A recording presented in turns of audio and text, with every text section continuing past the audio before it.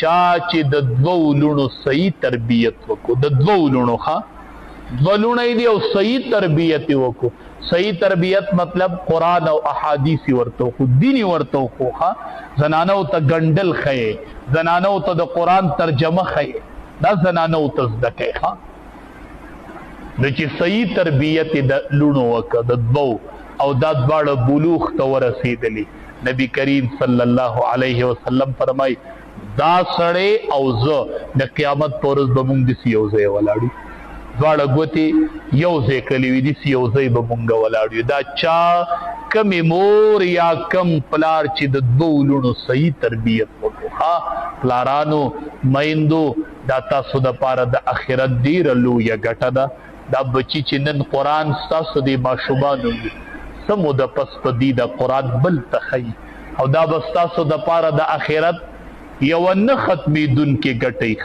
مورې سبا به قبر کې پرتی او دی به د قرآن تلاوت کی او تا ته به دعا کی، دا به ستا قبر ته در رسیږي. نو بچی م قرآن ته کېنوئ او پلارانو دغه بچی به م پکار شي، دغه طالب بچی به م پکار شي، دغه عالم لور به م پکار شي، دغه ناظره خوانه لور. چا چې د دوو لونو صحیح تربیت وکړو، د دوو لونو دوه لونه دی او صحیح تربیت وکړو. صحیح تربیت مطلب قرآن او احادیث ورته خو دینی ورته خو زنانو ته ګنډل خې، زنانو ته د قرآن ترجمه خې، دا زنانو ته زده کوي د چې صحیح تربیت د لونو وکړه د دوو او دا دواړه بلوغ ته ورسېدلي. نبی کریم صلی الله علیه وسلم فرمای دا سړی او زه د قیامت په ورځ به مونږ داسې یو ځای ولاړو، دواړه ګوتې یو ځای کلي وي، داسې یو ځای به مونږ ولاړ یو. دا چا کمې مور یا کم پلار چې د دوو لونو صحیح تربیت وکړو. پلارانو میندو دا تاسو دپاره د آخرت ډېره لویه ګټه ده.